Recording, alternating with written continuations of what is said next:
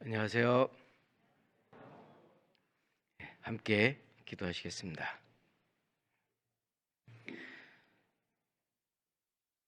사랑과 은혜가 풍성하시고 자비로우신 거룩하신 우리 아버지 하나님, 죄와 허물로 죽을 수밖에 없는 저희들을 불쌍히 여기사 독생자이신 예수님을 이 땅에 보내주시고 십자가에 흘린 보혈로 우리의 죄를 영원히 용서해 주셔서 하나님 나라에 들어갈 소망을 갖게 해주신 은혜 감사드립니다. 이 세상에 아무런 소망 없이 살아왔던 저희들에게 천국 소망을 갖게 해주시고 또 이 땅에 살아가는 동안 저희와 동행하셔서 우리에게 필요한 말씀으로 날마다 공급해 주시는 주님, 오늘도 진리의 말씀 앞에 저희들 불러주신 그 하나님의 은혜 또한 감사드립니다. 이 시간 함께해 주셔서 우리 각 사람에게 합당한 은혜의 말씀이 심겨질 수 있도록 도와주시고 또 그로 말미암아 우리에게 남은 때 주님을 섬기며 또 복음을 위해서 살아갈 수 있도록 역사해 주시옵소서. 특별히 역사의 마지막 때에 사는 저희들 마땅히 어떠한 모습으로 살아야 될지를 더욱 일깨워 주시고 또 우리의 마음에 하나님 앞에 합당치 못한 숨은 허물이 있다면 빛이 되신 주님의 말씀으로 밝히 보여주셔서 하나님 섬기는데 조금도 부족함이 없는 저희들이 되기를 또한 간절히 바라고 원합니다. 이 시간 부득이한 사정으로 함께하지 못한 또 믿음의 식구들 또 하나님께서 자비를 베풀어 주시고 또 우리 가운데 육신적으로 병중에 고통받고 있다면 주님 도와주셔서 건강 회복시켜 주시며 또 여러 가지 곤란과 어려움을 겪고 있는 심령의 어둠 속에 있다면 빛이 되신 주님이 밝히 보여주셔서 늘 감사와 평강과 기쁨 가운데 살아갈 수 있도록 역사해 주시기를 원합니다. 이 시간 모든 것 주 성령께 온전히 의지하며 우리를 죄에서 구원해 주신 거룩하신 예수님 이름으로 기도드렸습니다. 아멘. 이사야 55장 보겠습니다.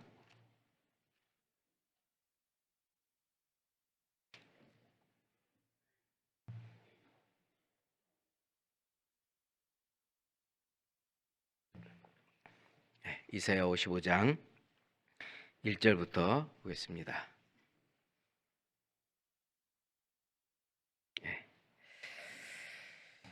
너희 목마른 자들아 물로 나오라.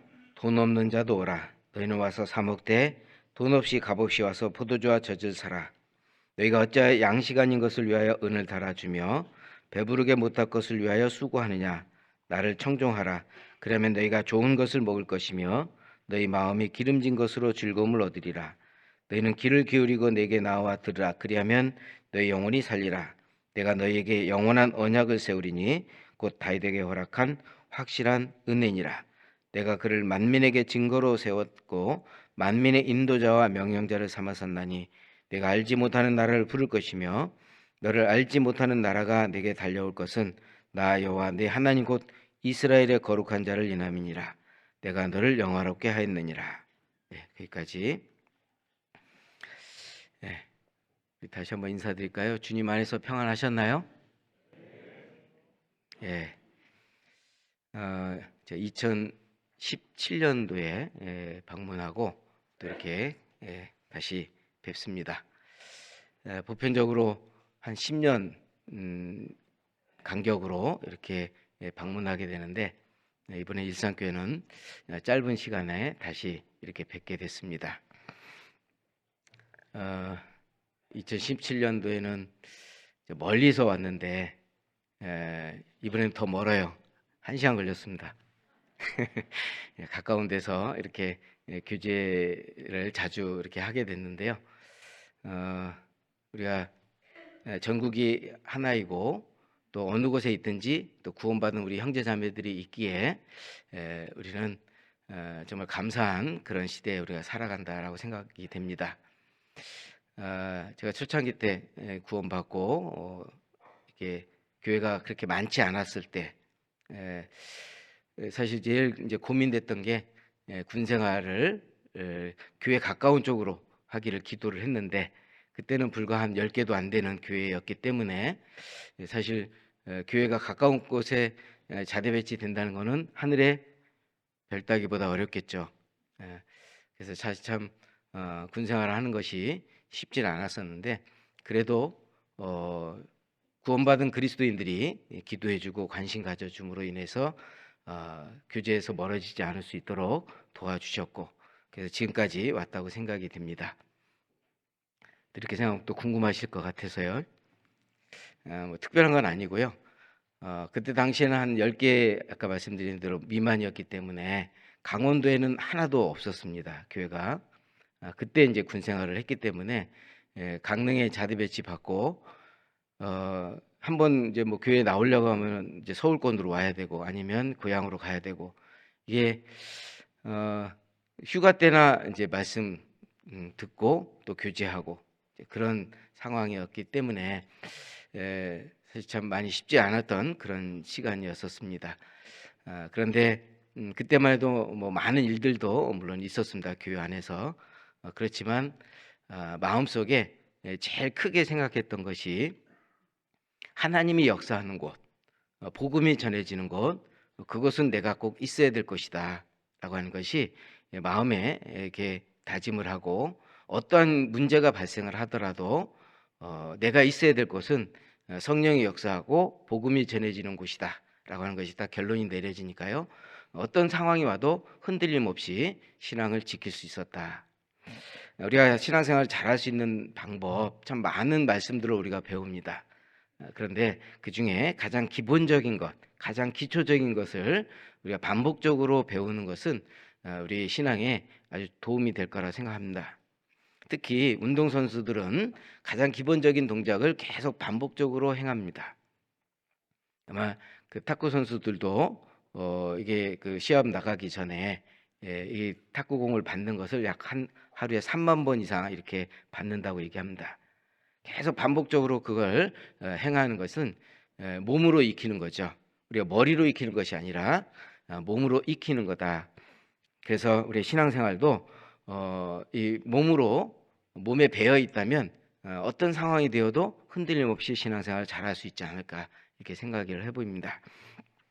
우리가 잘하는 말씀들을 우리가 계속 반복적으로 배우는데 기도하는 가운데 시간이 많이 흘렀기 때문에 그 이전의 말씀을 같이 배웠던 것을 해도 되지 않을까라고 생각을 했지만 그건 아닌 것 같고 그래서 이사야서 55장에 있는 말씀에 우리가 집회 때 많이 인용하는 말씀 중에 한 부분입니다.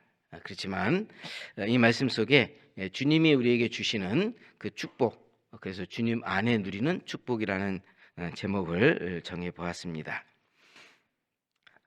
우리가 많은 것들을 우리가 알고 있는 것도 중요하지만 가장 기초적인 것이 바로 내가 구원받았다라고 하는 사실입니다. 구원받았기에 내가 어느 곳에 있든지 또 어떤 모습으로 있든지 그리스도인이라고 하는 사실, 그리고 내 삶의 가장 큰 소망 꼽으라고 한다면 예수 그리스도라고 우리가 얘기할 수 있겠죠. 그런데 많은 사람들이 그 예수님께로 나오지 않는다는 겁니다. 분명 이 이사야서 55장은 우리의 제목을 붙인다면 초청장이라고 얘기할 수 있습니다. 하나님께서 우리를 부르시는 초대의 말씀이라 할 수 있겠죠. 이 말씀을 신약 성경에 예수님께서 한 구절로 표현한 말씀이 수고하고 무거운 짐진 자들아 다 내게로 오라 내가 너희를 쉬게 하리라 하는 말씀으로 이렇게 정리를 해볼 수 있을 겁니다. 그런데 사람들은 하나님께로 나오지 않는다는 겁니다. 방금 읽은 이 말씀 속에서도 사람들의 마음은 2절에 양식 아닌 것을 위하여 은을 달아주고 배부르게 못할 것을 위해서 수고한다. 그러니까 세상 사람들이 매일매일 마음속에 품고 있고 또 말을 하고 행동하는 그 모든 모습들을 보면 영혼에 대한 것, 또 신령한 것에 대한 것, 아무런 그거에 관심이 없는 그런 모습이라는 걸 알 수 있을 겁니다. 그래서 왜 사람들이 하나님께로 나오지 않는가? 이것이 세상 사람들만, 구원받지 않는 사람들만 그런 것이 아니라 구원받은 그리스도인 안에서도 그러한 모습들이 있을 수 있다는 거예요. 그래서 오늘 같이 생각해 보면서 나는 어떤 마음을 갖고 있는지 살펴볼 수 있는 그런 시간이 됐으면 좋겠습니다. 하나님께서 보실 때 세상은 두 부류로 이렇게 구분하셨죠. 성경에 보면 계속 둘로 나누었습니다. 빛과 어둠으로 나눈 것처럼 하늘에 속한 사람과 세상에 속한 사람, 땅에 속한 사람 이렇게 나눠져 있잖아요. 알곡과 쭉정이, 곡식과 가라지, 그리고 좋은 물고기와 나쁜 물고기, 좋은 열매와 나쁜 열매, 좁은 문과 넓은 문. 항상 성경 말씀을 보면 항상 나눠져 있는 것을 볼 수가 있습니다. 그 기준이 하나님의 말씀을 어떻게 했느냐, 또 생명을 얻었느냐 얻지 못했느냐로 구분할 수 있겠죠.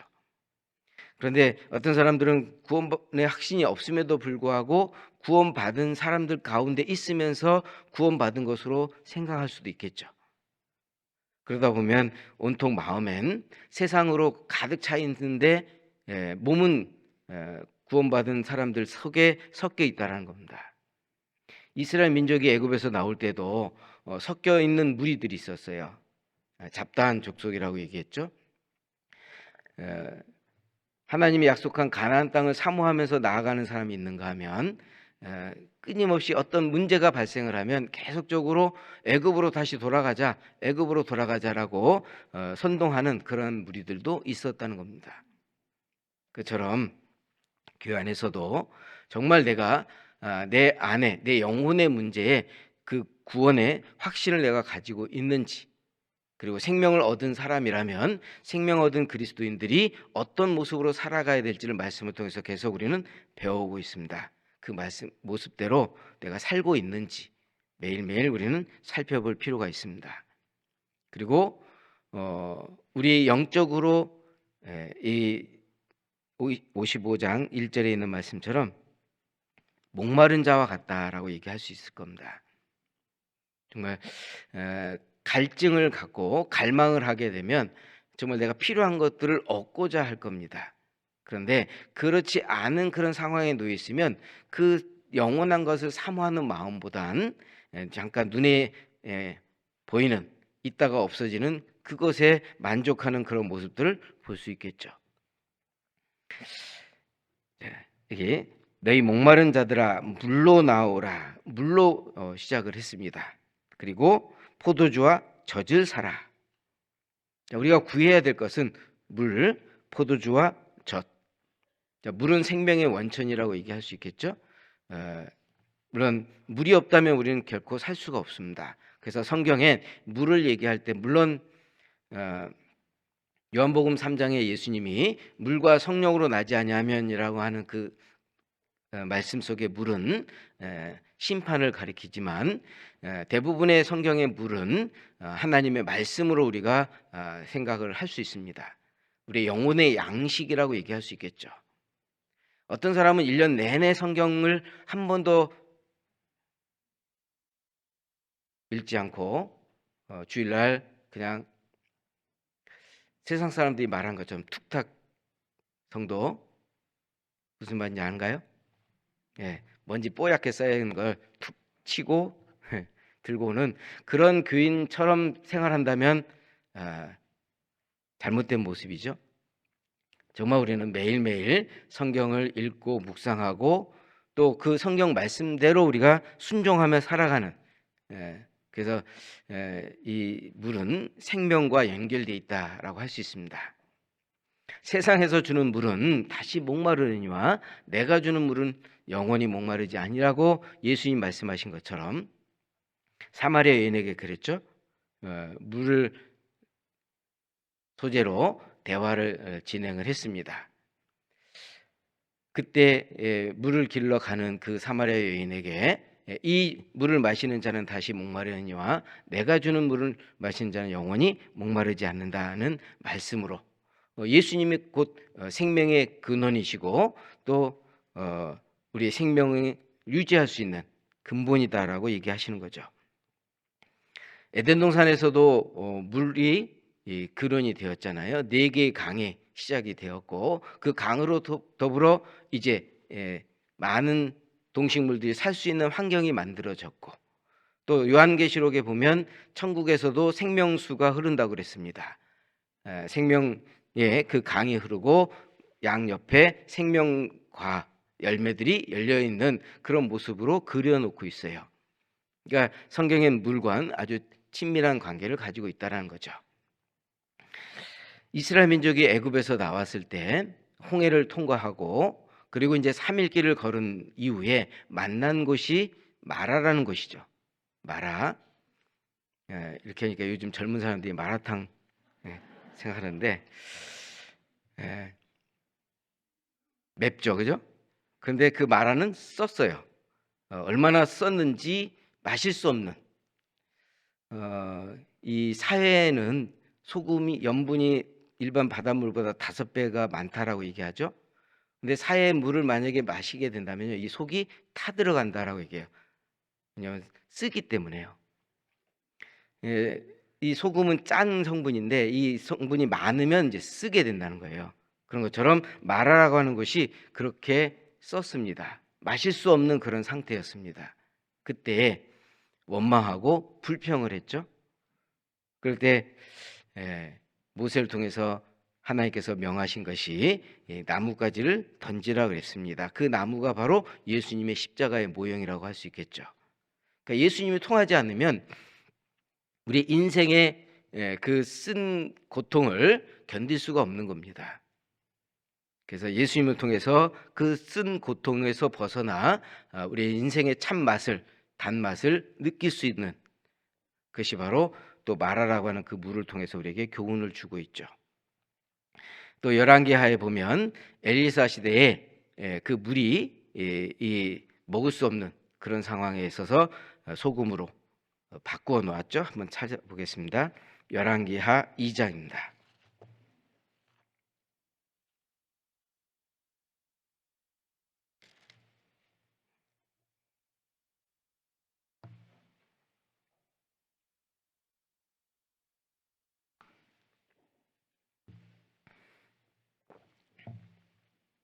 열왕기하 2장 19절.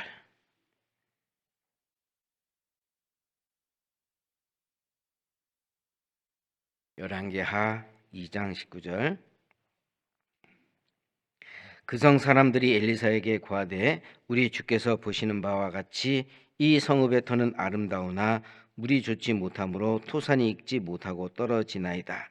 엘리사가 가로되 새 그릇에 소금을 담아 내게로 가져오라 하매 곧 가져온지라. 엘리사가 물 근원으로 나아가서 소금을 그 가운데 던지며 가로되 여호와의 말씀이 내가 이 물을 고쳤으니 이로조차 다시는 쭈금이나 토산이 익지 못하고 떨어짐이 없을지니라 하셨느니라 하니 그 물이 엘리사의 말과 같이 고쳐져서 오늘날에 이르렀더라. 이도 엘리사가 물 근원으로 나가 소금을 던지니까 이제 생명이 다시 새롭게 시작됨을 보여주었습니다. 물론 이제 소금은 예수님이 마태복음 5장에 너는 세상의 빛이요 소금이라고 말씀하신 것처럼 소금은 우리의 변화시켜 주는 거죠. 그리고 소금은 또 이 상하지 않게 만들어주는 또 역할도 하고요. 그래서 마음으로 지은 이 죄를 부패된 그 마음을 깨끗하게 만들어주는 것도 또 소금의 역할이라고 할 수도 있습니다. 그래서 예수님이 바로 우리 마음 속에 들어와 계셨기에 우리의 삶이 변화되고 바뀌어진다는 거죠. 그래서 날마다 우리의 삶의 소망은 바로 예수 그리스도라는 겁니다. 어떤 상황이 되어도 우리는 예수 그리스도를 우리 삶의 가장 근원으로 근본으로 우리가 생각을 해야 된다는 거죠. 당연히 구원받은 사람은 그렇다라고 말은 하는데 실질적으로 마음의 중심에 예수님이 몇 퍼센트를 차지하고 계실까? 내 삶을 이끌어가는 것들이 있고 또 예수님이 있습니다. 그 중에 내가 내 삶을 이끌어가는 것들을 비중으로 내가 얼마를 두고 있을까?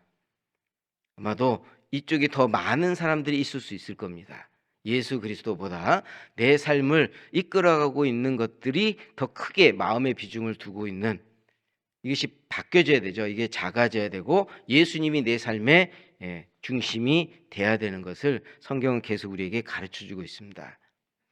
만약 그렇지 못한다면 우리가 할 수 있는 길이 뭐냐면 예수님께로 나아가는 겁니다.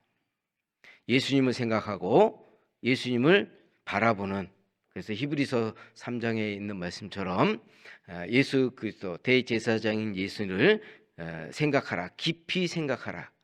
그냥 생각이 아니라 깊이 생각하라고 얘기했습니다. 예수님의 출생으로부터 시작해서 그리고 생애, 죽음, 부활, 승천, 재림, 항상 이것을 우리는 마음속에 매일매일 우리는 마음에 담고 있어야 되지 않을까.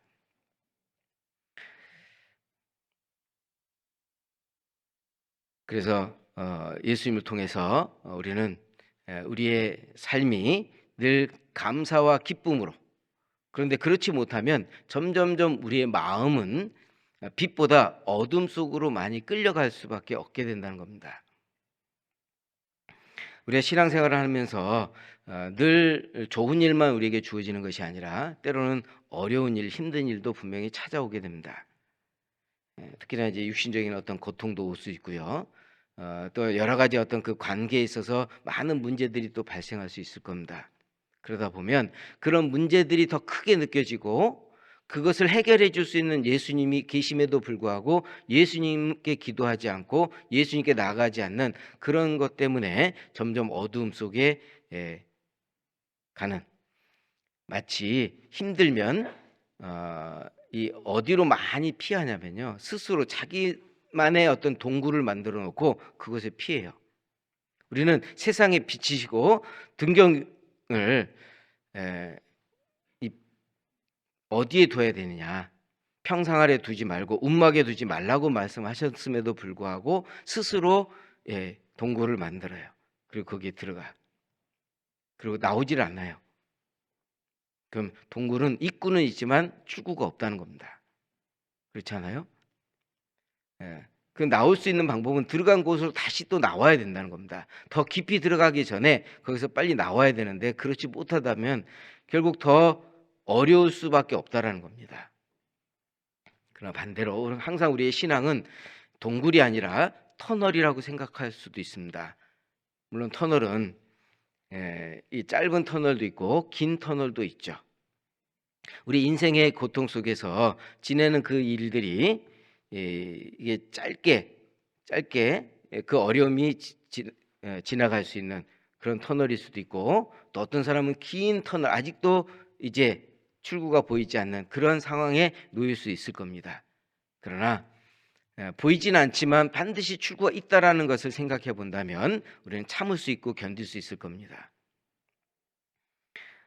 물론 어떤 사람에게는 왜 그런 그 어려움들이 있게 되느냐, 그것은 하나님의 말씀을 거역하기 때문에요. 예수님을 생각하지 않기 때문에요. 예수님을 바라봐야 되는데 예수님 바라보는 것보다 눈에 보이는 것을 바라보기 때문에 결국에는 그 터널 속을 통과할 수밖에 없겠죠. 우리 도로에서 보면 이 미리 이제 그 거리를, 터널의 길이를 이렇게 이제 미리 표시해 주잖아요. 어떤 경우에는 뭐 한 2km, 어떤 경우는 4km. 그런데 세계에서 가장 긴 터널이 철로로 57km랍니다. 만약 내 인생의 그 터널이 그런 길이라고 한다면 얼마나 답답하고 힘들겠습니까? 그런데 분명한 것은 출구가 있다라고 하는 겁니다. 지금은 보이지 않지만, 어두워서 캄캄해서 보이지 않지만 출구가 있다라고 하는 것을 우리가 믿고 참고 견딘다면 그 길을 통과할 수 있겠죠. 그러면 왜 그런 문제들이 발생을 할까? 하나님의 말씀을 믿지 않기 때문에요. 하나님의 말씀을 거역하기 때문에요. 하나님의 말씀을 멸시하기 때문에 그런 문제들이 발생을 한다는 겁니다. 시편 107편입니다.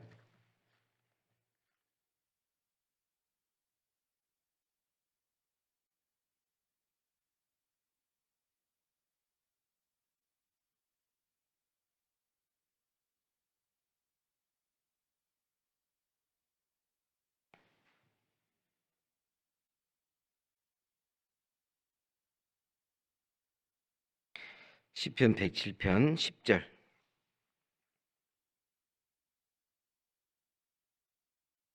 사람이 흑암과 사망의 그늘에 앉으며 곤고와 쇠사슬에 매임은 하나님의 말씀을 거역하며 지존자의 뜻을 멸시함이라. 사람이 흑암과 사망의 그늘에 앉으며, 많은 사람들이 이 빛이 되신 예수님을 받아들이지 않고 어둠 속에 살고 있잖아요. 그 대표적인 것이 하나님의 말씀을 거역하기 때문이죠. 하나님의 말씀을 멸시하기 때문입니다. 하나님의 말씀을 듣지 않는다는 겁니다. 누구든지 와서 듣기만 하면 그 영혼이 살아날 수 있도록 하나님께서 준비해 놓으시고 약속해 주셨음에도 불구하고 그걸 거절한다는 겁니다. 그렇기 때문에 어둠 속으로 갈 수밖에 없겠죠. 그리스도인들도 신앙생활하는 가운데 어둠 속에 헤매고 있는 이유가 무엇일까? 성경에 분명하게 말씀해 주셨죠. 하나님의 말씀에 분명 이렇게 해야 된다라고 말씀해 주셨음에도 불구하고 마음이, 행동은 그렇지 않다 할지라도 마음이 하나님께로 향하지 않고 있다는 겁니다. 마치 이렇게요. 예레미야 6장입니다.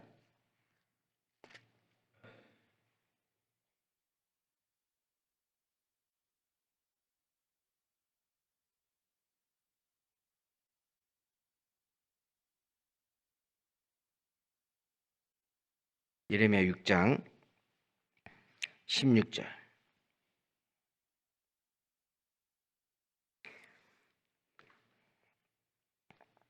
여호와께서 이같이 말씀하시되 너희는 곁에 서서 보며 옛적 길 곧 선한 길이 어디인지 알아보고 그리로 행하라. 너희 심령이 평강을 얻으리라 하나 그들의 대답이 우리는 그리로 행치 않겠노라 하였으며 내가 또 너희 위에 파수꾼을 세웠으니 나팔소리를 들으라 하나 그들의 대답이 우리는 듣지 않겠노라 하였도다. 하나님은 좋은 길로 준비해 놓으시고 갈 수 있도록 해줬음에도 불구하고 여기는 그리로 행치 않겠다. 또 들으라고 얘기했는데 우리는 듣지 않겠다. 성경에는 하나님의 말씀을 들으라고 그랬죠. 오늘 본문에도 너희는 귀를 기울이고 내게 나와 들으라. 그리하면 너희 영혼이 살리라. 들으면 살 수 있는데 그 살 수 있는 그 기회를 얻지 못하는 거죠. 값 없이 돈 없이 와서 포도주와 젖을 사면 내 것으로 만들면 언제든지 생명을 얻을 수 있고 또 풍요로움 가운데 살 수 있음에도 불구하고 그것을 원하지 않는다는 거죠. 그러니까 점점점 더 어둠 속으로 갈 수밖에 없는 거죠. 생각만 바꾸면 되잖아요. 하나님께서 말씀하신다면 그 말씀하신 그 부분에 우리가 해야 될 일은 이 말씀을 반대로 생각해 봐도 되죠. 선한 길이 어디인지 알아보고 그리로 행하라. 그랬을 때 우리가 대답하기를 예, 우리가 그렇게 하겠습니다. 근데 반대의 대답은 그리로 행치 않겠노라. 이게 거절하는 거죠. 거역하는 겁니다. 하나님의 말씀은 그렇게 돼 있는데 지금까지 내가 살아온 경험으로 인해서 내가 살다 보니까 이런 일들도 있었고 또 말씀대로 했지만 아무런 결과가 없었다.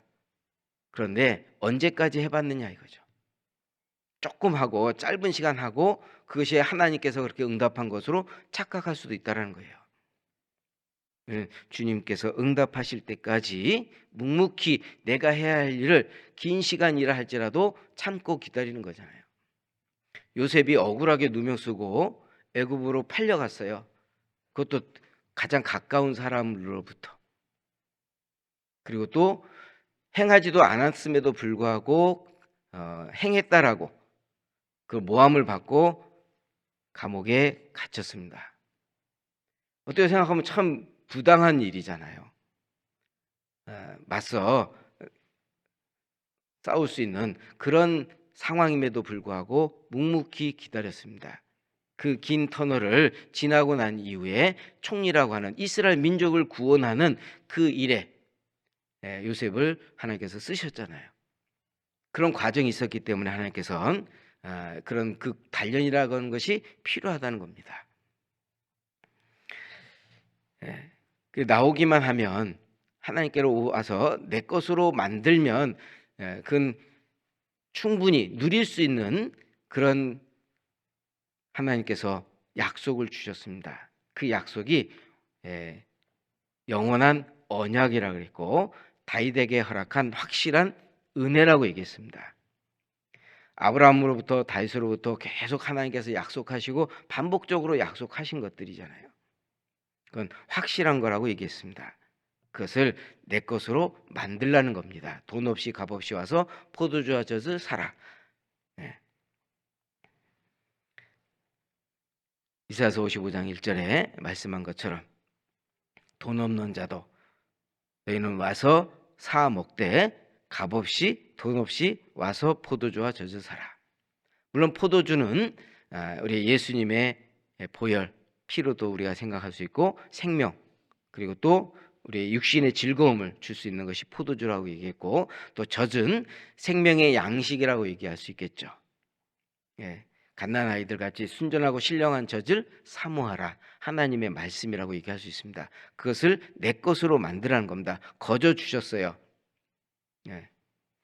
우리가 구원도 거저 있고 신앙생활하는 가운데에서 하나님이 베풀어 주신 그 은혜도 우리는 거저라는 거예요. 그래서 사도 바울은 내 은혜가 내게 족하도다. 나의 나 된 것은 하나님의 은혜로 된 것이다 라고 은혜로 얘기했습니다. 육체의 가시가 있었죠. 그걸 없애지기를 3번이나 하나님께 기도했지만 하나님께서 내 은혜가 내게 족하도다. 왜 그 육체의 가시를 그냥 두셨을까? 성경에 답을 주셨죠. 너무 자고하지 않게 하려고, 너무 교만해지지 않게 하려고, 또 하나는 그 약한 가운데서 더 강하게 하시려고 하나님께서 육체의 가시를 주셨습니다. 때로는 우리가 지금 현재 있는 그 모든 상황들은 하나님께서 필요하시기 때문에 그런 상황들을 만들어 주셨다라고 생각하신다면 그것 또한 은혜이고 감사할 수 있는 거죠. 자, 그런데 왜 사람들이 이렇게 거저 주셨음에도 불구하고 그것을 얻지 못했을까? 찾고자 하는 마음, 갈급한 마음이 없기 때문이죠. 마가복음 10장입니다. 마가복음 10장.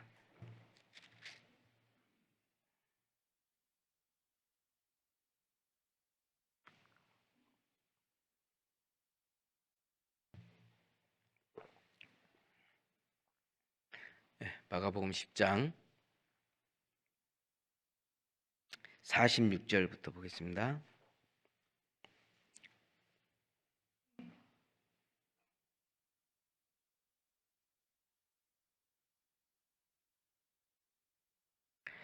저희가 여리고에 이르렀더니 예수께서 제자들과 허다한 무리와 함께 여리고에서 나가실 때에 디메오의 아들인 소경 거지 바디메오가 길가에 앉았다가 나사렛 예수시란 말을 듣고 소리질러 가로되 다윗의 자손 예수여 나를 불쌍히 여기소서 하거늘 많은 사람이 꾸짖어 감담하라 하되 그가 더욱 심히 소리질러 가로되 다윗의 자손이여 나를 불쌍히 여기소서 하는지라. 예수께서 머물러 서서 저를 부르라 하시니 저희가 그 소경을 부르며 이르되 안심하고 일어나라 너를 부르신다 하매 소경이 겉옷을 내어 버리고 뛰어 일어나 예수께 나아오거늘 51절 52절은 같이 읽어보겠습니다. 예수께서 일러 가라사대 내게 무엇을 하여 주기를 원하느냐. 소경이 가로되 선생이며 보기를 원하나이다. 예수께서 이르시되 가라 내 믿음이 너를 구원하였느니라 하시니 저가 곧 보게 되어 예수를 길에서 쫓으니라. 자, 이 사건도 우리가 잘 아는 내용이죠. 바디메오 소경 눈을 뜨게 되는 이 과정을 보면 예수님께서 여리고로 이제 들어가셨다가 여리고로 이제 에서 나가게 됩니다. 여기 보면 여리고에 이르렀더니 그리고 또 여리고에서 나가실 때 이 말은 들어갔던 곳으로 다시 나가는 것이 아니라 통과했다는 겁니다. 그러니까 우리가 보면 구도시가 있고 신도시가 있잖아요. 그러면 이제 구도시를 들어가서 신도시로 나가는 이제 그런 장면으로 이렇게 생각해 보면 이해가 될 겁니다. 그러니까 여리고는 두 개의 구역으로 이루어져서 구열이고 신열이고 이렇게 돼 있어서 들어갔다가 나가는 그런 과정 속에서 지금 이제 바디메오를 만나게 되는 거죠. 그때 이 바디메오는 정말 간절히 원했던 것이 있었어요. 정말 그 어렵게 살았잖아요. 소경이기 때문에 어떤 일을 할 수 있는 상황도 아니고. 그럴 때 예수님을 붙잡았습니다. 소리 질러서 예수님을 멈추게 했잖아요. 그러니까 예수님을 멈추게 할 수 있는 것은 정말 갈급한 마음이 있을 때 예수님 멈추잖아요. 그러면서 예수님이 이 소경에게 질문했습니다. 51절에요. 내게 무엇을 하여 주기를 원하느냐? 내게 무엇을 하여 주기를 원하느냐? 자, 이 말씀이 지금 이 시간 예수님께서 우리에게 동일하게 질문하신다면 나는 뭐라고 대답할까? 소경은 오직 한 가지였습니다. 보기를 원하나이다. 우리는 많은 것들을 생각하고 있고 예수님이 만약 그런 질문을 했을 때 이것저것 막 아마 손가락도 다 부족할 정도로 그렇게 많은 요구를 하지 않을까. 다는 아닐 겁니다.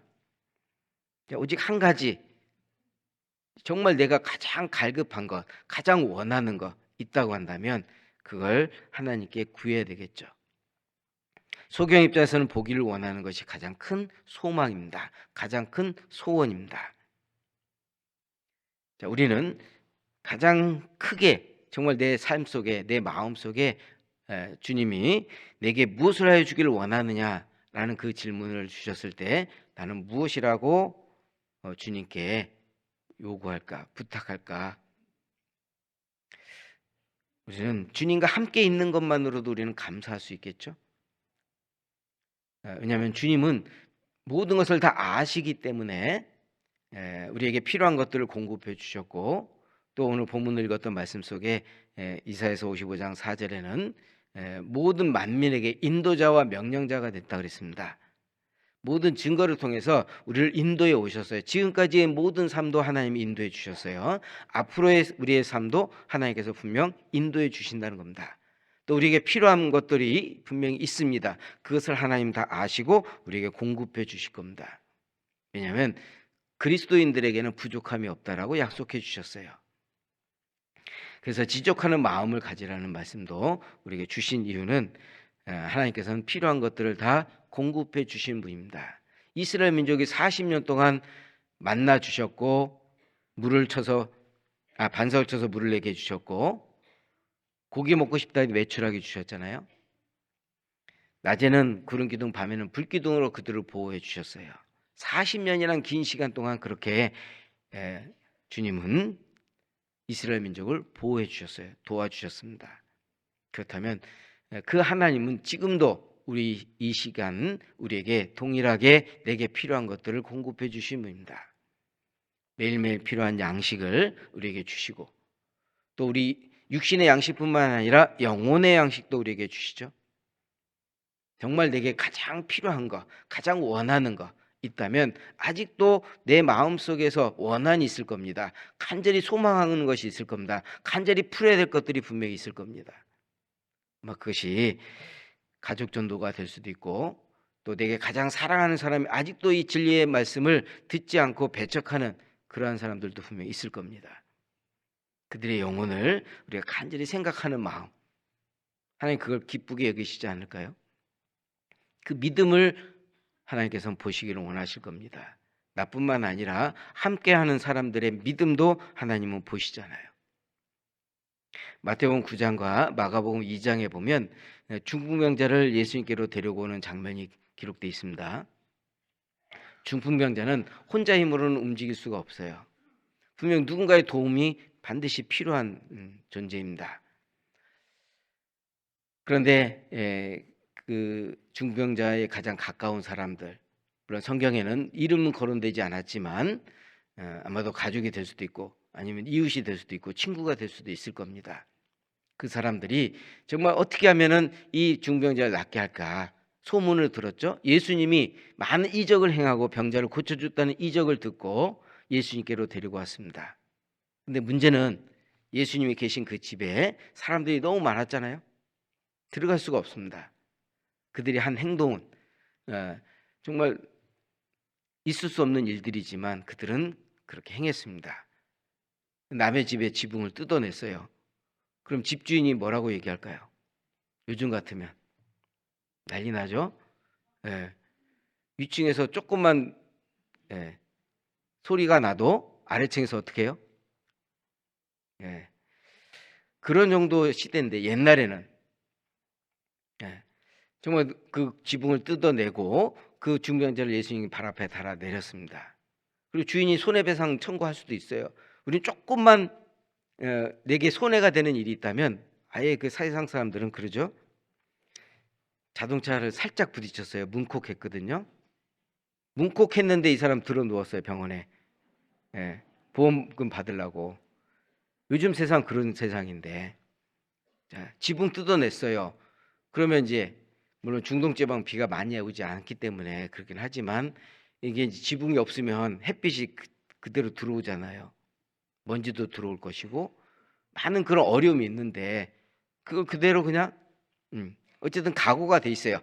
다 배상해 줄 각오가 돼 있고 뭐라 해도 어떤 거기에 대한 각오가 다 돼 있습니다. 오직 한 가지예요. 이 중병자를 낫게 하는 거예요.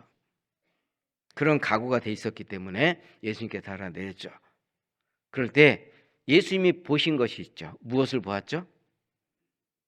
저희의 믿음을 보았어요. 저희의 믿음을 보시고 죄 사해 주었습니다. 먼저는 죄를 사해 주고 그리고 병을 고쳐 주었죠. 그러니까 예수님이 보시는 것은, 주님이 보시는 것은 우리의 믿음을 보신다는 겁니다.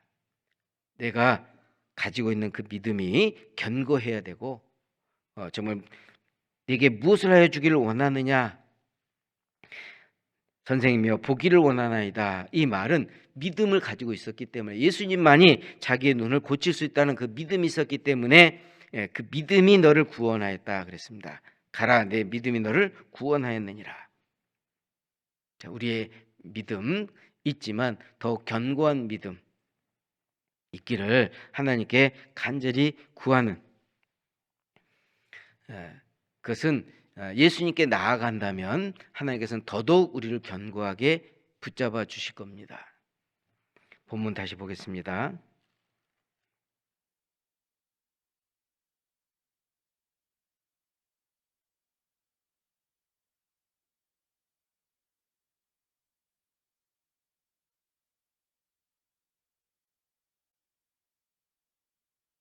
(1절) 너희 목마른 자들아 물로 나오라, 돈 없는 자도 오라, 너희는 와서 사 먹되 돈 없이 값없이 와서 포도주와 젖을 사라.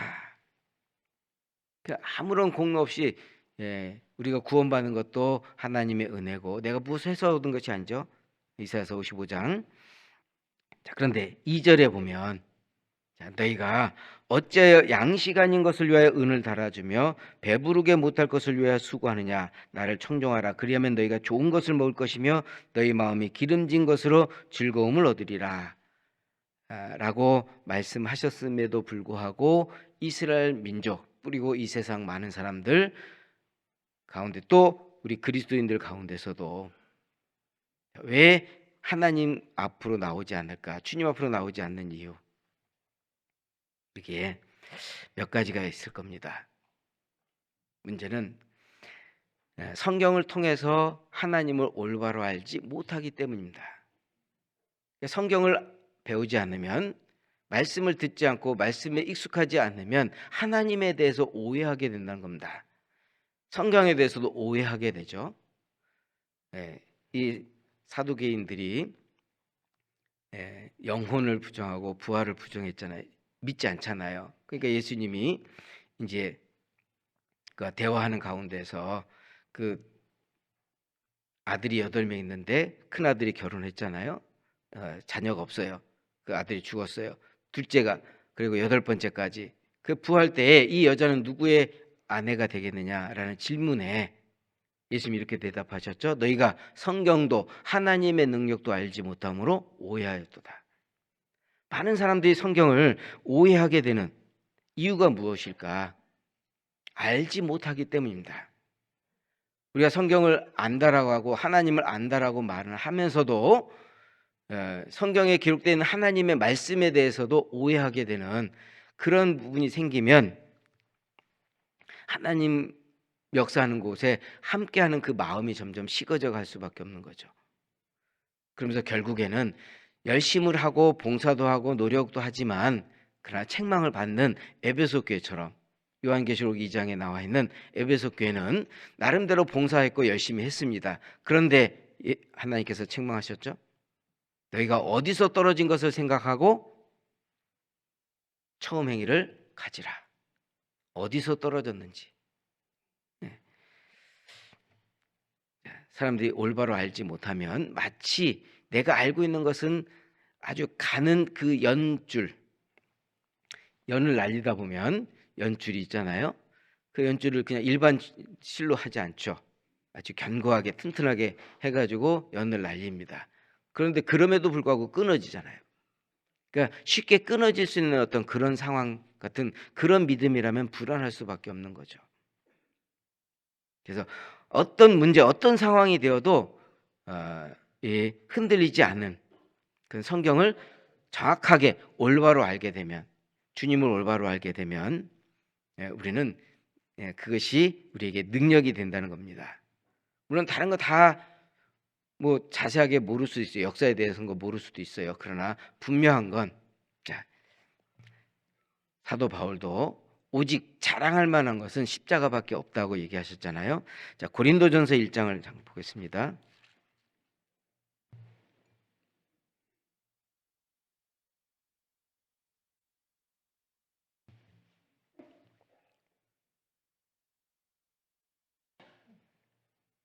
고린도전서 1장 18절.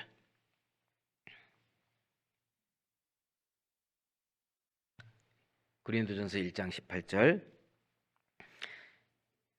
또 함께 읽겠습니다. 십자가의 도가 멸망하는 자들에게는 미련한 것이요 구원을 얻는 우리에게는 하나님의 능력이라. 십자가의 도. 십자가의 도. 그래서 성경을 한마디로 얘기한다면 십자가. 구약에서도 십자가에 대한 예화를 말씀하셨고 예표로, 모형으로 설명하고 계시잖아요. 항상 우리는 십자가를 생각하면 예수님이 6시간 동안의 그 고통, 정말 이루 말할 수 없는 그 고통을 예수님은 다 참아내셨습니다. 왜냐하면 앞에 있는 그 즐거움을 생각하셨기 때문에요. 구원받는 많은 잃어진 영혼들이 하나님께로 돌아온 것을 보셨기 때문에 예수님은 참으셨던 겁니다. 그렇다면 우리도 참을 수 있지 않을까? 십자가의 도, 그리고 또 고난, 그 고난, 예수님이 받으신 고난을 생각하면 내가 받는 그 고난은 비교할 수 없는 그 고난이죠. 그래서 우리가 정확하게 아는 것, 십자가를 우리 깊이 생각해야 됩니다. 예수님이 걸어가신 그 길을 깊이 생각해야 됩니다. 믿음의 주에 온전케 하신 이인 예수를 바라보자. 히브리서 12장에 있는 말씀처럼 그 예수님의 십자가에 달리신 모습을 우리가 생각할 때 내가 너를 위하여 이렇게 피 흘렸건만 너는 나를 위하여 무엇하느냐, 그 질문을 우리가 받을 수 있잖아요. 십자가를 생각하면, 예수님이 받으신 십자가 생각하면 나는 지금 무엇하고 있는가? 항상 혹 내가 하나님 앞에 부끄러운 일, 잘못된 일을 하고 있을 때 십자가를 생각해 볼 수 있잖아요. 나를 대신해서 내가 지은 그 죄 때문에 예수님이 그렇게 십자가에서 고난 당하신 것. 그래서 십자가의 도는 구원 얻는 우리에게는 하나님의 능력이라는 겁니다. 그걸 떨쳐낼 수 있고 이겨낼 수 있고 물리칠 수 있고 승리할 수 있는 그러한 힘을 주시는 것이 바로 십자가라고 얘기할 수 있습니다. 그걸 알지 못하기 때문에 세상 많은 사람들이 십자가를 그리고 이야기하지만 그들이 알지 못하잖아요. 그리고 또 이 사람들이 주님께 오지 않는 이유, 영혼보다 육신, 영원한 세상보다 이 세상을 더 사랑하기 때문입니다. 이 세상에 있는 것, 그것을 더 사랑하기 때문에요. 혹 우리 그리스도인들이 마치 이런 거래를 한다면 참 어리석은 거래가 될 겁니다. 히브리서 12장입니다.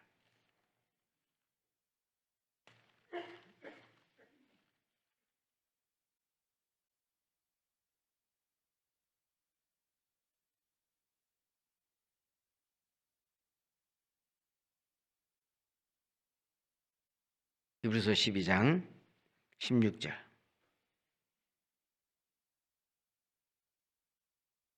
히브리서 12장 16절. 음행하는 자와 혹 한 그릇 식물을 위하여 장자의 명분을 판 에서와 같이 망령된 자가 있을까 두려워하라. 너희 아는 바와 같이 저가 그 후에 축복을 기업으로 받으려고 눈물을 흘리며 구하되 버린 바가 되어 회개할 기회를 얻지 못하였느니라. 네. 음행하는 자와 혹 한 그릇 식물을 위하여, 이 재물 때문에 장자의 명분을 판 에서, 비싼 대가를 주고 산 팥죽 한 그릇, 가장 비싼 대가죠. 그런데 우리는 우리에게 주신 은혜, 구원, 생명은 비싼 대가를 지불했어요. 그 대가가 예수님이잖아요. 그런데 그걸 얻은 사람이 정말 이 세상에 보잘것없는 것, 잠깐 있다가 없어지는 것들을 위해서 정말 그것을 교환한다. 참 어리석은 거래죠. 잘못된 거래라고 할 수 있습니다. 또 어떤 사람은 이 생명이 소중함에도 불구하고 그 생명을 눈에 보이는 것과 바꾸는 그러한 사람도 있다는 겁니다. 참 이 부자 청년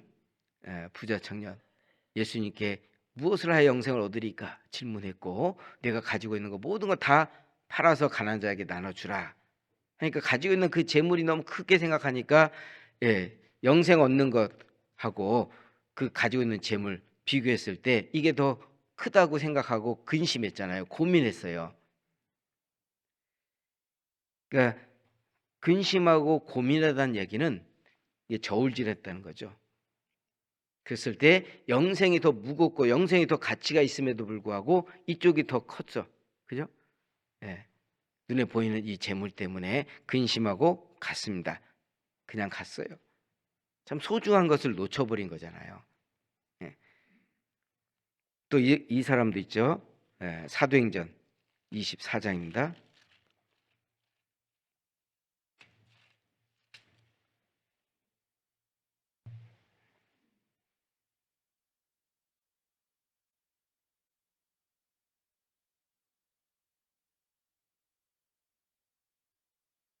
사도행전 24장 24절.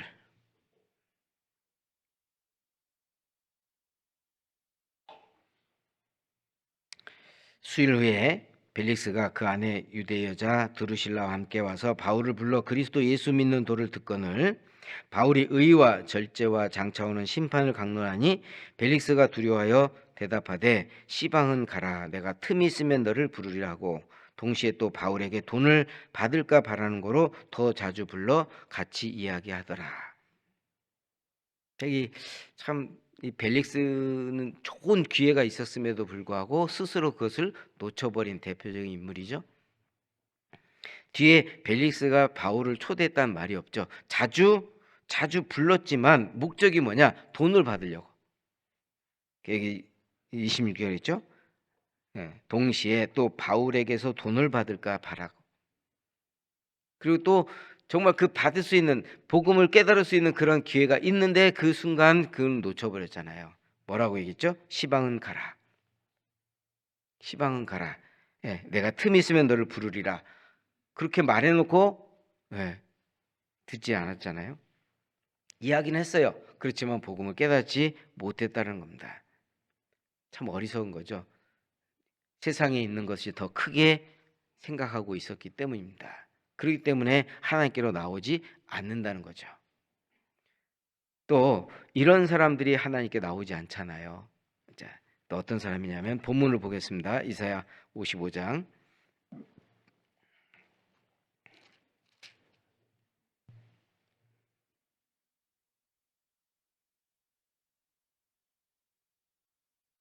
이사야 55장 7절입니다.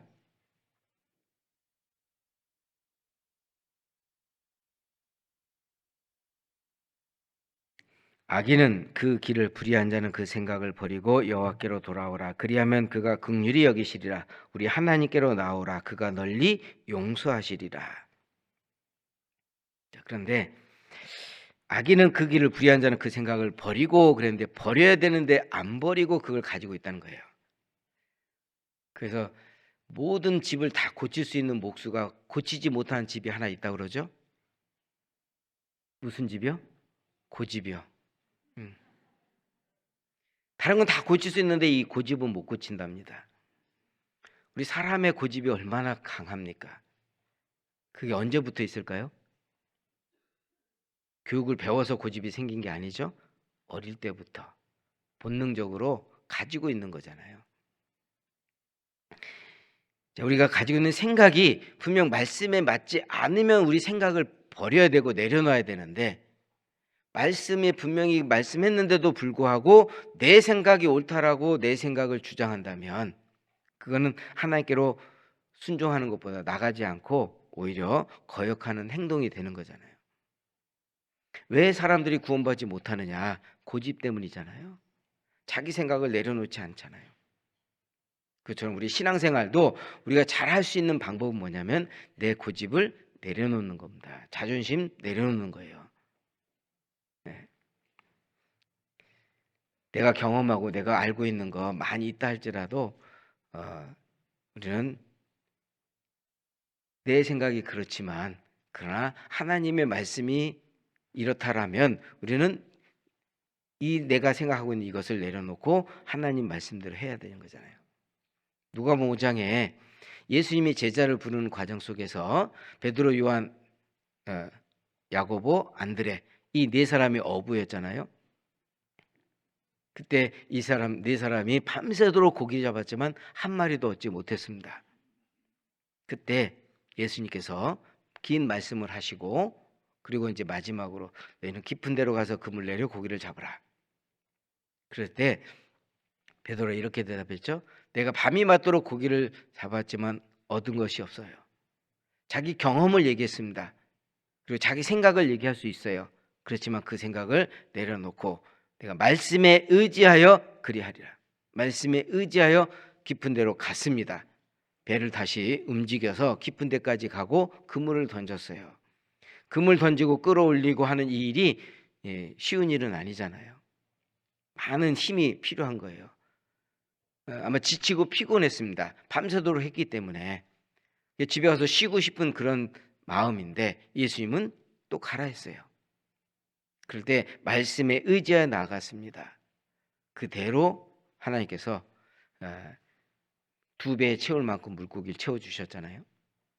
또 열왕기 하 5장에 보면 엘리사 시대 때 나아만 장군이 문둥병 걸려서 엘리사에게 왔잖아요. 엘리사가 마중 나와가지고 치료해주면 참 좋을 텐데 얼굴도 보여주지 않고 사환을 통해서 요단강에 7번 몸을 담그라고 얘기했어요. 그러니까 나아만이 화가 났죠. 내 생각에는 자 여기 요단강보다 더 좋은 내가 있는 이 다메섹에 그 좋은 그 강이 있는데 여기 정말 더러운 이곳에 나를 몸을 씻으라고 화가 날 수도 있죠. 그런데 그보다 더한 것을 또 해야 되지 않느냐. 문둥병을 고치려면 그래서 하나님의 말씀, 하나님의 사람의 말씀대로 7번 담그니까 깨끗하게 됐죠. 그러니까 이 고집을 내려놓은 그 결과가 이제 하나님의 약속대로 이루어진다는 걸 알 수 있겠죠. 여기도 악인은 그 생각을 불의한 자는 악인은 그 길을 불의한 자는 그 생각을 버리고 여호와께로 돌아오라. 하나님께로 돌아간다는 말은 하나님 말씀대로 순종한다는 이야기입니다. 그러면 그가 긍휼히 여기시고 우리 하나님께로 나오면 그가 널리 용서해 주신다. 그래서 우리가 마음속에 혹시라도 내가 생각하고 있는 것 그것이 말씀과 비교했을 때 맞지 않는다면 우리는 말씀을 먼저 앞세우고 내 생각을 내려놓는 것이 우리 그리스도인들의 모습이라 할 수 있습니다. 그리고 또 하나님께서 또 싫어하는 것 중에 또 하나가 죄를 싫어하잖아요. 근데 세상 사람들은 죄를 좋아하죠. 빛보다 어둠을 더 좋아하잖아요. 요한복음 3장입니다.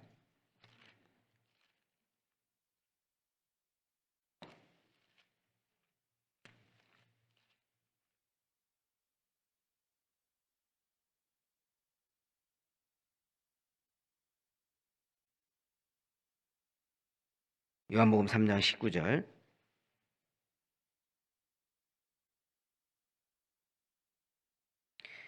그 정죄는 이것이니 곧 빛이 세상에 왔으되 사람들이 자기 행위가 악함으로 빛보다 어둠을 더 사랑한 것이니라. 빛보다 어둠을 더 사랑한 것이라. 빛이 되신 그 하나님의 말씀보다 이 어둠, 죄를 더 사랑하는. 그래서 부활하신 예수님이 베드로에게 요한의 아들 시몬아, 내가 다른 사람들보다 나를 더 사랑하느냐? 내가 주를 사랑한 줄 주께서 하시나이다. 계속 3번이나 이렇게 질문한 것처럼 우리는 무엇보다도 주님을 더 사랑하는 마음. 무엇보다도라고 했죠. 무엇보다라고 하는 그 무엇 속에는 세상에 있는 것들이 될 수도 있고요. 그리고 재물이 될 수도 있고 또 명예가 될 수도 있고 또 내가 경험하고 내가 알고 있는 것이 될 수도 있어요. 그것을 내려놓을 수 있는 것. 이것이 지혜자의 마음이라 할 수 있습니다. 하나님은 그런 사람들에게 주시는 축복이 있다는 겁니다. 먼저는 우리가 구원받기 위해서 구원받는 그 말씀을 듣는 과정 속에서 하나님의 존재를 알게 됐고 하나님 앞에 내가 죄인이라는 걸 깨달았습니다. 이제 죽으면 난 지옥 갈 운명에 있다는 걸 알게 되었죠. 모든 걸 다 내려놓고 오직 구원받는 것 그거 하나만을 위해서 간절히 기도했어요. 그리고 이제 복음의 말씀을 통해서 복음을 깨닫게 됐죠. 영원한 속죄를 하나님께서 말씀해 주셨고 그걸 우리는 확신을 갖게 됐습니다. 자, 다시 본문 보시죠. 이사야서 55장.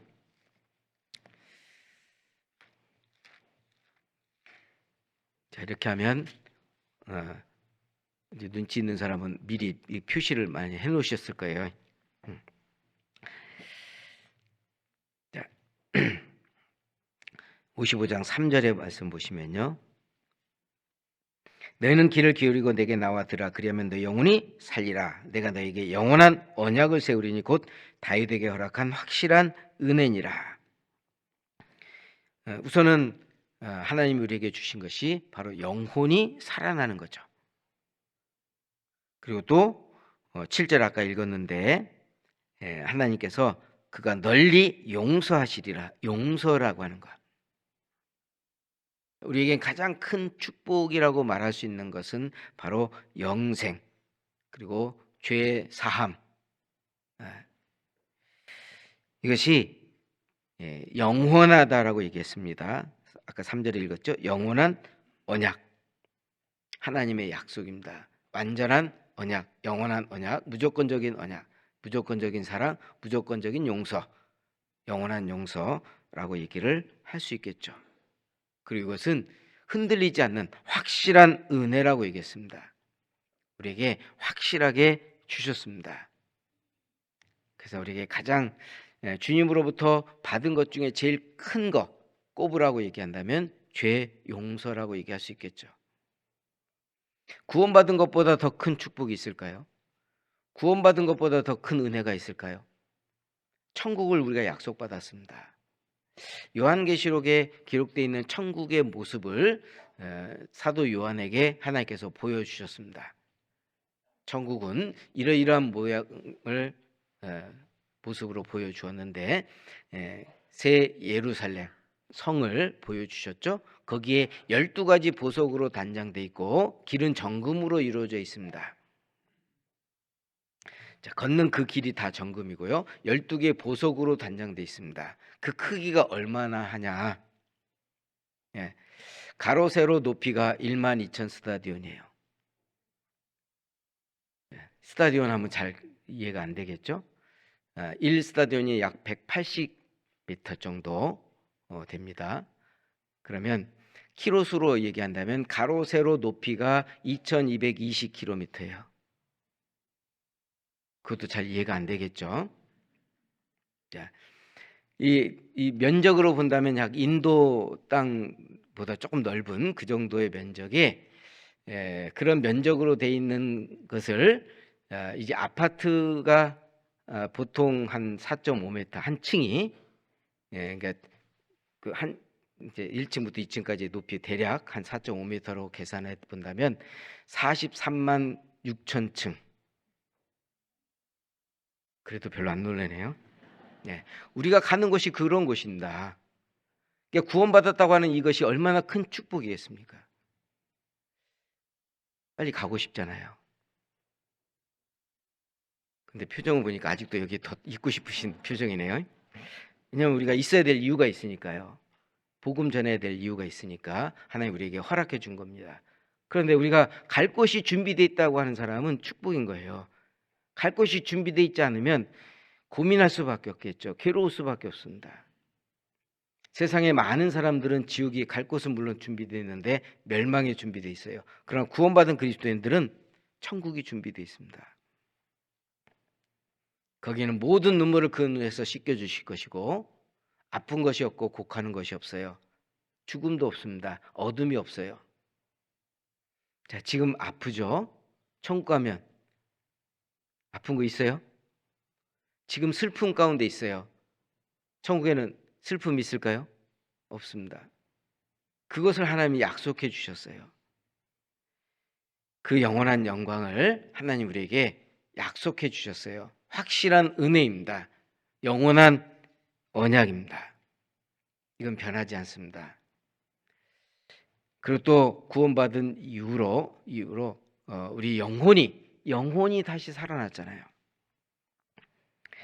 이제 3절 너희는 귀를 기울이고 내게 나와 들으라 그리하면 너희 영혼이 살리라. 너희 영혼이 살리라. 우리 영혼이 살아났습니다. 그 죽은 영혼이 살아났어요. 죄로 말미암아 죽었던 그 영혼이 다시 살아났습니다. 그렇다면 산 영으로서 우리가 서로 함께 구원받은 그리스도인들끼리 모여서 교제하고 또 그 가운데서 물론 부딪히는 일들이 있습니다. 속상한 일도 있습니다. 마음 아픈 일도 있을 수 있어요. 그러나 그 속에서 우리는 더 나은 것을 얻을 수 있는 기회를 하나님이 주시는 겁니다. 그걸 통해서 자기 자신을 바라보는 거죠. 누군가가 나에게 상처 주는 말을 하고 누군가가 나에게 힘든 어떤 그런 상황들을 만들어줬다고 한다면 나도 누군가에게 그런 일들을 했을 것이고 그런 말들을 했을 겁니다. 단지 내가 기억 못하는 거죠.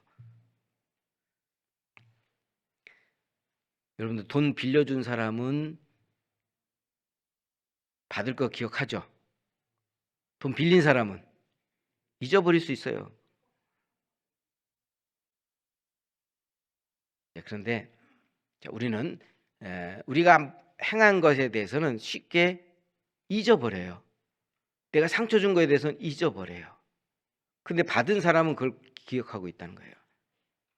그걸 생각하면 내가 받았다 그러면 분명 나도 누군가에게 그런 상처를 주었다라고 생각한다면 상처 준 사람에 대해서 마음의 문을 열 수 있겠죠. 용서할 수 있고 포용할 수 있습니다. 예수님은 제자들이 형제들이 내게 잘못한 것이 있는데 몇 번 용서해 주리까? 7번 용서해 주리까? 그랬죠? 자, 7번 용서해 주는 거 작아요, 커요? 크죠. 우리는 한 번도 제대로 용서 잘 못하는데 7번 용서해 주리까 큰 맘 먹고 7번 얘기했어요. 그런데 예수님 그것도 작다 그랬어요. 70번씩 7번 용서해 주라 했어요. 그러면서 비유로 얘기하셨죠? 어떤 사람이 1만 달란트 빚을 졌는데 그 돈 빌려준 사람이 탕감해 줬어요. 이제 안 갚아도 된다고 그랬습니다. 큰 것을 용서받았잖아요. 그런데 그 탕감 받고 난 이후에 자기에게 100데나리온 빌린 자 만났어요. 붙잡아서 때리고 오게 가뒀잖아요. 자기는 큰 것을 용서받았음에도 불구하고 용서해 주지 못하는 것, 그에 대해서 예수님 비유로 말씀하신 거잖아요. 자, 1만 달란트 하면 돈으로 계산한다면 뭐 요즘 일당은 뭐 10만 원 이상 되니까 뭐 10만 원으로만 계산해도 약 6조 원이에요. 예, 놀라십니다. 감사합니다. 예. 10만 원, 일당 10만 원으로 계산해도 6조 원이에요. 그럼 20만 원은 예, 계산 가능하죠? 예. 그런데 100데나리온, 100데나리온 하면 하루 품삯이 1데나리온이니까 얼마인지 계산해 볼 수 있겠죠. 나는 큰 것을 용서받았음에도 불구하고 내게 조금 잘못한 거에 대해서 두고두고 이게 마음에 두고 있어요. 그럼 마음에 간직하고 있으면 간직한 사람도 손해예요. 왜? 그것 때문에 괴로워하고 그것 때문에 해야 될 일을 못하고 있죠. 하나님으로부터 우리는 용서받은 사람입니다. 이 용서라고 하는 것은 하나님이 주신 큰 은혜라는 겁니다. 그리고 또 우리가 이 세상에 있는 사람들은 배부르게 못할 것을 위해서 수고합니다. 55장 2절에 그랬죠. 양식 아닌 것을 위해서 은을 달아주고 배부르게 못할 것을 위해서 수고합니다. 그런데 하나님 말씀을 듣게 되면 청종하라. 그리하면 너희가 좋은 것을 먹을 것이며 너희 마음이 기름진 것으로 즐거움을 얻으리라. 만족하게 된다는 겁니다. 즐거움을 얻을 수 있다는 겁니다. 기쁨을 얻을 수 있다는 겁니다. 시편 63편을 찾겠습니다.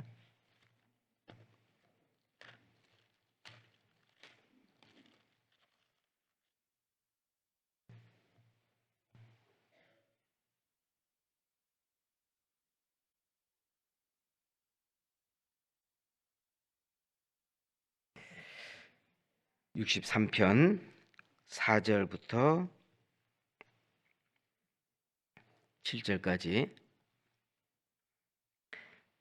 이러므로 내 평생에 주를 송축하며 주의 이름으로 인하여 내 손에 들리리이다. 손을 들리다 골수와 기름진 것을 먹음과 같이 내 영혼이 만족할 것이라. 내 입이 기쁜 입술로 주를 찬송하되 내가 나의 침상에서 주를 기억하며 밤중에 주를 묵상할 때 하오리니 주는 나의 도움이 되셨음이라. 내가 주의 날개 그늘에서 즐거이 부르리이다. 여기 말씀에 5절에 그랬습니다. 골수와 기름진 것을 먹음과 같이 내 영혼이 만족할 것이다. 영혼이 만족할 것이다. 영혼이 만족한다면 육신의 만족이 되지 못했다 하더라도 우리는 그걸 참아낼 수 있고 견딜 수 있다는 거죠. 하나님은 우리에게 부족하게 해주지 않습니다. 지금까지 의인이 걸식함을 당한 것을 보지 못했다 그랬죠? 충분히 우리에게 필요한 것을 하나님 공급해 주시는 분입니다. 그리고 하나님은 우리의 인도자와 명령자로 삼으셨어요. 본문 자, 이사야 55장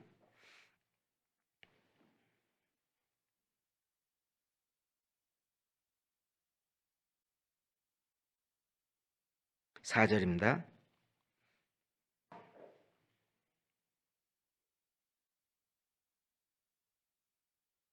내가 그를 예수님 만민에게 증거로 세웠고 만민의 인도자와 명령자를 삼았었나니. 인도자라고 했습니다. 나를 올바른 길로 인도해 주시는 분, 그리고 내게 명령하시는 분, 내게 공급해 주시는 분, 나를 도와주시는 분. 예수님은 우리가 예수님과 함께하는 그 삶을 살 때에 절대 우리는 부족하지 않습니다. 이스라엘 민족을 통해서 우리에게 교훈을 주셨고 또 많은 믿음의 선진들을 통해서도 물론 육신적으로 어려움이 있을 수 있어요. 때로는 죽음을 맞이할 수도 있습니다. 그렇지만 그것 또한 은혜이고 축복이라는 겁니다. 그래서 날마다 즐거워할 수 있고 날마다 기뻐할 수 있습니다. 그런데 그 기쁨과 즐거움이 누려야 될 우리 그리스도인들이 그 기쁨과 즐거움을 누리지 못하는 이유가 무엇일까? 불순종 때문입니다. 죄 때문이에요. 그리고 겸손해야 될 우리가 교만한 마음을 갖게 되면 그 구원의 즐거움을 잃게 됩니다. 그래서 다윗이 시편 51편 12절에 이렇게 얘기했죠. 주의 구원의 즐거움을 내게 회복시키시고 자원하는 심령을 주사 나를 붙드소서. 주의 구원의 즐거움을 내게 회복시키시고. 왜 그 하나님이 함께 하시고 하나님이 도와주셨는데도 구원의 즐거움을 못 느끼느냐? 하나님 말씀을 불순종했기 때문에요. 아까 말씀을 거역하고 불순종하게 되면 구원의 즐거움 잃어버리게 돼요. 구원은 잃어버리지 않지만 구원의 기쁨을 누리지 못하고, 또 죄를 지었던 다윗이 고통 속에 있었잖아요. 나단 선지자의 책망을 듣고 자백을 하고 돌이켰어요. 하나님 앞에 무릎을 꿇고 자신의 잘못을 인정했기에 하나님께서 회복시켜 주셨습니다. 그래서 사도행전 13장에 말씀한 것처럼 내 마음에 합한 자라. 하나님 마음에 합한 다윗의 삶은 비록 간음죄와 살인죄를 지었지만 그 외의 모든 생애는 하나님을 기쁘게 하는 그런 삶을 살았던 겁니다. 그리고 또한 이 교만은 패망의 선봉이라고 얘기했죠. 교만한 마음이 들어가면 마음의 즐거움을 잃게 됩니다. 사울 왕은 처음에 겸손으로 시작했지만 교만으로 실패했죠. 솔로몬은 지혜로운 사람으로 시작했다가 망령된 자로 실패했습니다. 하나님이 원하지 않는 이방 여인들을 취하고 우상을 섬기는 그런 죄를 범하게 됐죠. 그래서 우리가 해야 될 일은 하나님께 나아가는 자. 그러면 하나님께서는 우리를 다 아시기 때문에 필요한 것들을 공급해 주시고, 그리고 우리의 인생의 그 고통 속에 있지만 그 고통에서 분명히 바꿔주시는 하나님이라는 걸 알게 됩니다. 이사야 55장 13절 말씀을 보겠습니다. 55장 13절.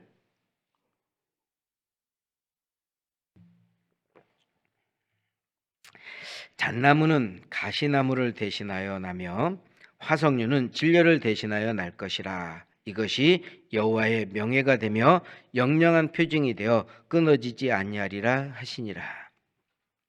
잣나무와 화석류, 그리고 반대로 가시나무와 진려. 가시나무와 진려는 우리 인생의 고통, 저주이지만 잣나무와 화석류는 향기로운 나무, 또 좋은 열매를 맺는 나무, 바뀌어진 거죠. 우리의 인생이 바뀌어진 겁니다. 우리의 삶이 바뀌어진 겁니다. 그래서 지금 나의 나된 것은 하나님의 은혜가 됐고 그것이 또한 축복이라고 얘기할 수 있습니다. 그래서 오늘 이사야서 55장에 기록되어 있는 말씀 속에 주님이 우리에게 주시는 그 축복, 주님 안에서 우리가 누리는 그 은혜, 축복을 같이 좀 생각을 해보았습니다. 함께 기도하고 마치겠습니다. 언제나 우리를 사랑하시는 거룩하신 아버지 하나님 감사합니다. 우리를 죄 가운데서 구원해 주시고 주님 나라에 들어갈 소망 가운데 살게 해주신 하나님의 은혜 가운데 참으로 우리가 할 수 있는 일이 하나님의 말씀에 순종하고 또 하나님의 말씀을 따라서 살아가는 저희들 될 수 있도록 도와주시고 인도해 주시고 역사해 주시옵소서. 항상 하나님을 앞서 세우고 우리가 늘 따라가는 그런 삶이 되기를 원합니다. 우리 마음속에 하나님 앞에 합당치 못한 생각이 있다면 그 생각을 버리고 또 숨은 허물이 있다면 빛이 되신 주님의 말씀으로 일깨워 주셔서 과감하게 버릴 수 있도록 도와주시고 늘 하나님의 은혜 가운데 날마다 살아가는 저희들 되게 역사해 주시옵소서. 이제 우리에게 허락해 주신 2024년 얼마 남지 않은 시간 하나님을 기쁘시게 하는 삶을 살아갈 수 있기를 원하옵고 또 2025년 한 해 또 하나님께서 계획하시고 준비하신 모든 일들이 이루어질 수 있기를 또한 간절히 소망합니다. 저희를 죄에서 구원해 주신 거룩하신 예수님 이름으로 기도드렸습니다. 아멘.